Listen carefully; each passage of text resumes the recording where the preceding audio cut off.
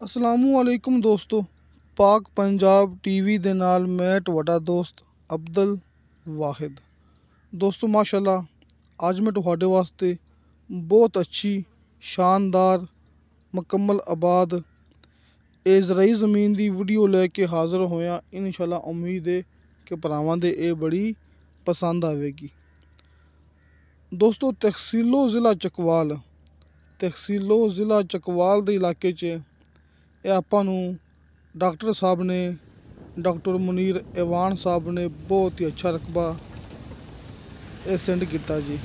ਜਿਹੜੀ ਚੀਜ਼ ਆਪਾਂ ਭਰਾਵਾਂ ਨੂੰ ਦਿਖਾ ਰਹੇ ਹਾਂ ਉਹ तमाम ਚੀਜ਼ ਆਪਣੀ ਜ਼ਮੀਨ ਦੇ ਅੰਦਰ ਮੌਜੂਦ ਜੀ। ਜਿਹੜੀਆਂ ਚੀਜ਼ਾਂ ਆਪਾਂ ਦੋਸਤਾਂ ਨੂੰ ਦਿਖਾ ਰਹੇ ਹਾਂ ਨਾ ਤਸੱਲੀ ਨਾਲ, ਤੁਸੀਂ ਇੱਥੇ ਆਪਣੀ ਨਿਸ਼ਾਨੀ ਲਗਾ ਸਕਦੇ ਜੀ। ਤੁਸੀਂ ਮੌਕੇ 'ਤੇ ਆਓਗੇ ਤੇ ਇਹੋ ਚੀਜ਼ ਤੁਹਾਨੂੰ ਇਹ ਜ਼ਮੀਨ ਦੇ ਅੰਦਰ ਮਿਲੇਗੀ ਕਿ ਆਪਣੀ ਵੀਡੀਓ ਹੁੰਦੀ ਹੈ ਬਿਲਕੁਲ ਓਰੀਜਨਲ, ਫੇਕ ਨਹੀਂ ਹੁੰਦੀ। ਆਪਾਂ ਫੇਕ ਕੰਮ ਨਾ ਕਦੇ ਕੀਤਾ ਤੇ ਨਾ ਹੀ ਕਦੇ ਕਰਨਾ ਹੈ। ਇਹ ਡੇਰਾ ਵਗੈਰਾ ਕਿ ਹਰ ਚੀਜ਼ ਦਿਖਾ ਰਹੇ ਆਪਾਂ ਭਰਾਵਾਂ ਨੂੰ ਆਪਣੀ ਜ਼ਮੀਨ ਦੇ ਅੰਦਰ ਮੌਜੂਦ ਹੈ। ਆਪਣੀ ਜ਼ਮੀਨ ਦੋਸਤੋ ਮੁਕੰਮਲ ਆਬਾਦ ਹੈ। ज़िला चकवाल, तहसील चकवाल। नीचे वाला पानी बिल्कुल शर्तिया मीठा है। 80 फुट तो बाद दोस्तों गारंटी शुदा मीठा पानी नीचे मिलेगा।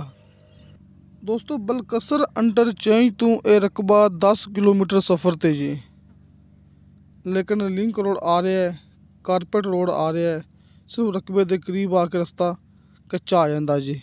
तो ज़मीन मुकम्मल आबाद दोस्तों के सामने। तो दोस्तों इनकी डिमांड की फी कनाल के हिसाब नाल 1,60,000 रुपया। दोस्तों 1250 कनाल ये अपने कोले मुकम्मल ज़मीन जे।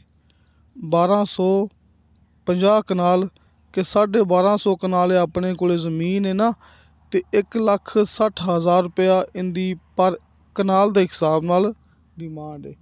कमी पेशी प्यार मुहब्बत हो जाएगा। तो दोस्तों नंबर भरावां नूं सामने स्क्रीन ते डॉक्टर मुनीर ईवान साहब दा मिल गया होना है।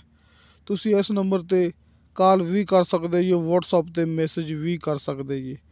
डॉक्टर साहब तुहानूं मौके ते इस ज़मीन दा विजिट कराउणगे।